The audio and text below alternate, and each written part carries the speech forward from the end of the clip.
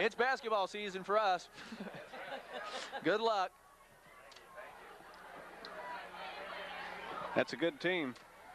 You guys got a bunch of guys hurt too, don't you? Really? Here comes Coach Hickman.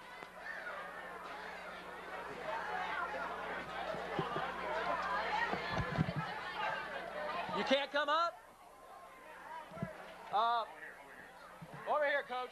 He can get over, in over here.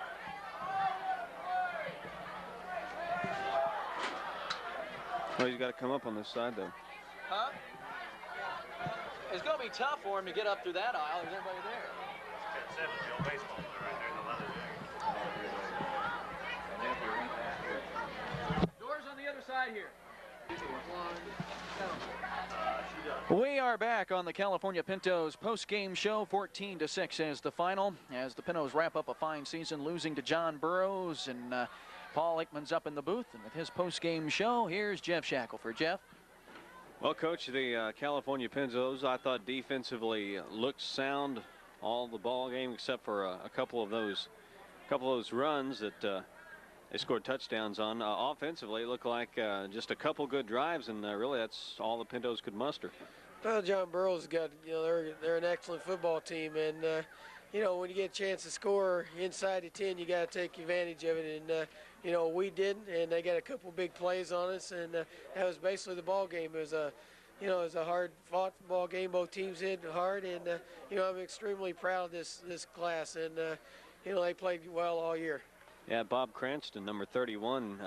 Did you watch him much during the week on films or? Well, we didn't really rely on anybody, look at anybody. We just went out there and, just played hard-nosed defense. And, we come up with the defensive plays majority of the night. We come up with a stunt that we missed, and, they break the game. But other than that, our kids, it didn't matter who they had on the field tonight. We went out to win a football game, and, we had everything to gain, and we still played an excellent football game tonight. We haven't got anything to be ashamed of. That's for sure. This John Burroughs team played some good football. As what we said, you played good football. There really ain't much you can say about it. 14-6. I mean, that's about as close as you can get, Coach. Well, knowing the ball game, we thought we had a shot at them, and our kids improved every week, and we made some big steps. And it's a shame that the rivalry ends here tonight because we go up to 3A next year, and they got an excellent football team, and I hope they go well. The rest of the way do well in the state playoffs, but at the same time, we're going to regroup, and next year we're going to play a little better football, and because we've got Elias in our schedules. He's an excellent football team. They got tradition just like John Burroughs here. Of course, we know Eldon and Osage, but at the same time, we'll get the troops together and come back out next year and put a football team together. Well, every year, you lose seniors, and I know you'd like to mention some of those seniors that worked hard for you this year. You got a good group of seniors this year. Yeah, we had an excellent group of seniors. You give them credit. They came out and worked hard every day. There was a lot of seniors that didn't get to play a lot of playing time. These sophomores really came through with Mike State and Paul Sloop. Shane Dunaway did an excellent job again tonight punting. Jay Gump, Brian Ratcliffe. Blake Cutting had an outstanding ball game. It's just a shame that he just was a step or two away on a couple from breaking a big one. But I can't really say it was just a hard-fought ball game. Our seniors, Matt Taylor didn't get to play a lot, but he was out there in practice every day. Mike Snyder, you just go on. R.L. Williams, on Steve McGill, who's injured tonight, and he played the first half as long as he could go. It's just people like that.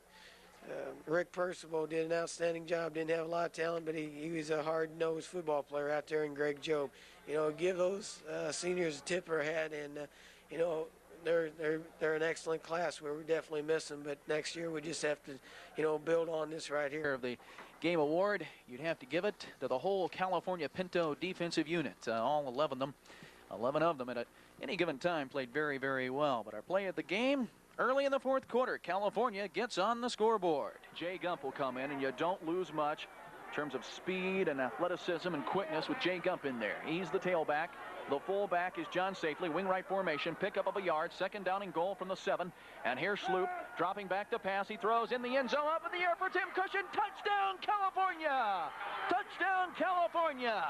From 7 yards out, the Schlooper tosses it into the hands of Tim Cushion. And with 10:54 left to go in the game, California's on the board, 14-6. And that's the way the game ended. 14-6 was the final score. Running down the scoring summary, Bob Cranston had both of the Burroughs touchdowns on a run of 43 yards at 4:02 in the second quarter. Shinneker made the extra point. It was 7-0. That was the score at the half.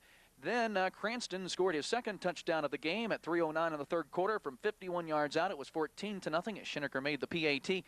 And then, as you just heard, Schloop's touchdown pass from 7 yards out to Cushion.